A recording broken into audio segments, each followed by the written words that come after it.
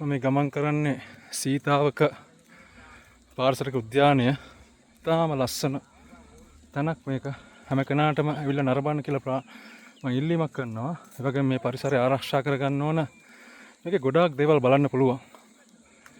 තාම හොඳින් මේක මේන්ටේන් කරලා තිනවා. අති සුන්දර පාරිසරික පද්ධතිය. අපේ රට ගැන බොහෝම ආඩම්බරයක් වගේම මේ රටේ පාරිසරික පද්ධතිවල වටිනාකම ගැන මනා අවබෝධයක් ලබා ගන්න පුළුවන්. ඒ බලන්න කොපමණ ලස්සනද කියලා.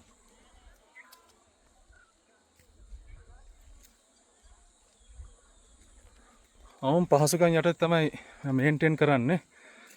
අපිට මේව නරඹන්න පුළුවන් නම් වැඩිපුර ඇවිල්ලා අපිට ආදායමක් අරන් දෙන්න පුළුවන්. ඒ ආදායම ඊටම වටිනවා මේ පාරිසරික උද්‍යානය මේන්ටේන් කරන්න. ඒ වගේම වැදගත්ම දේ තමයි මේ වගේ තැන් වලට එනකොට ප්ලාස්ටික් බැහැර කළා.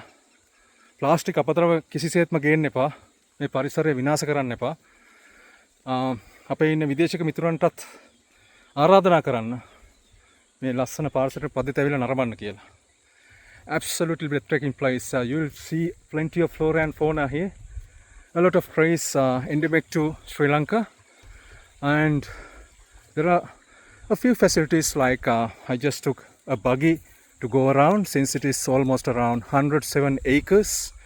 So still a lot of areas to be developed in terms of infrastructure, but with minimal resources still they manage this place very well.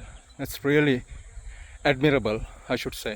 So I welcome every one of you to visit this wonderful place in Amisawella, Seethawaka Botanical Garden. So I will wind up this for the time being. Thank you. Bye.